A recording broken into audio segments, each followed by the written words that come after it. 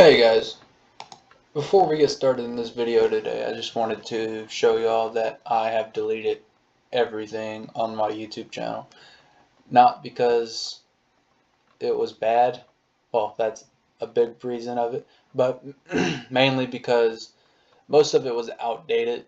It didn't work around studio anymore, so I just didn't feel the need for it to be there. So I recently got rid of everything and I'm going to try to fresh up and get new content out there as fast as possible.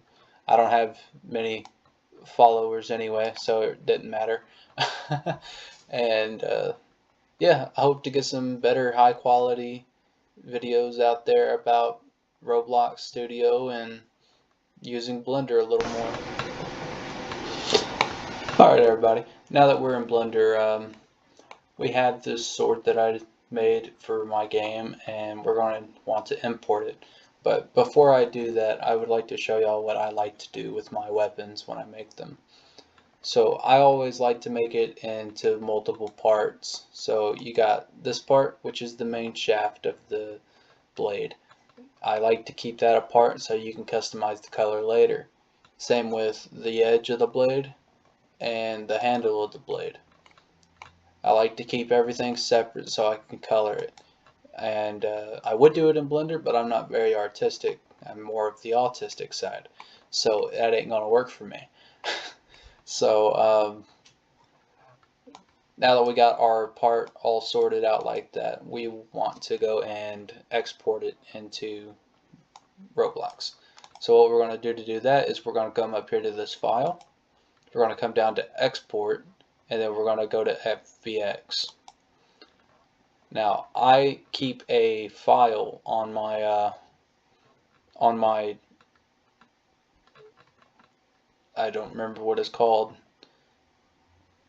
my display, whatever, my home screen, called FBX in Blender. I keep that on there and it keeps all of my stuff. It keeps it organized. It keeps me where I need to go. I've already named this one. It's Bleach FBX and I've already exported it, so I won't do that part. But if you were to want color on your thing, on your import, like this right here, say colored and textured it already in there, you would you'd go to path mode up here and put that to copy, and then check this box right here. But I already did that, so I'm gonna go ahead and go over to Studio. Now that we're in Studio, we want to import our item that we made, and in the old one I had an outdated video where you would go to workspace and then put a mesh part and then go over to your go over here and you would put your mesh ID in and everything like that, but that's outdated and I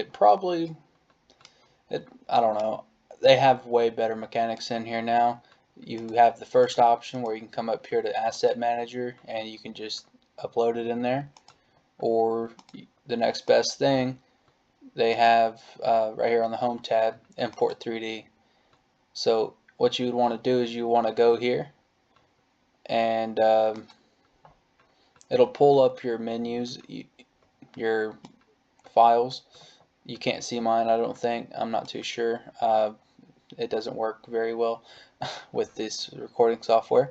But you'll go down to your desktop and go down to your file that you have on your desktop with all your models in there, and then find it. And then you would import it.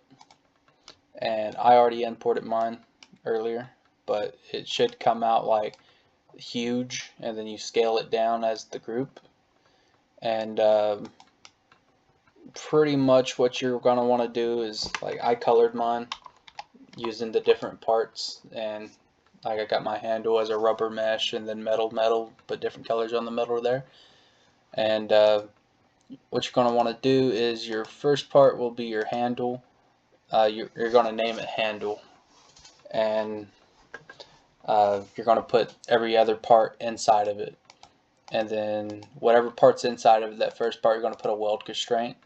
And let me go find my properties tab. You're going to name your part 0 to the one that the weld constraint is in, and part 1 to your handle.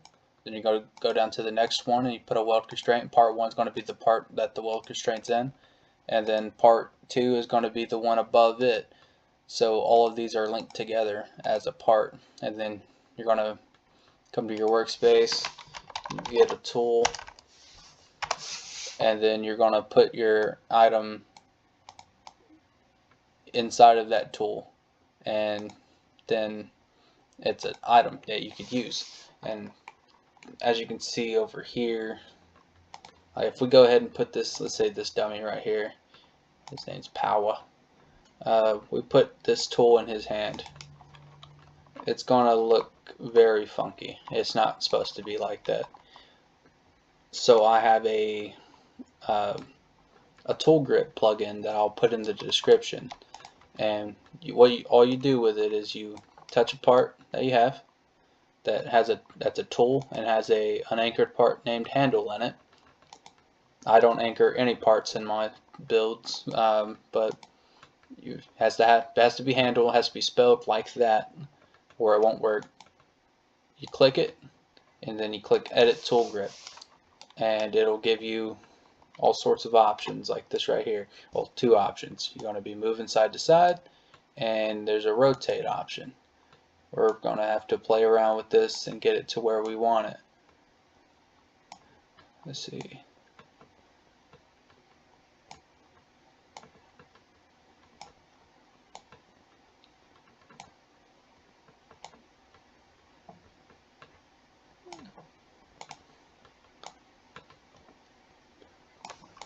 Alright, and then after you do that, it's all set up right there. Now you click your tool, and then you find put it in power, and now it's in his hand like it's supposed to be. And then you could edit that however you want, and you can throw it to the animation software and everything else, and it'll work out perfectly fine for you. If you want to learn how to do these backs and head attachments, just let me know. I've made all these in Blender as well using files and references, and they're pretty simple. But if you want to learn how to do it, just let me know.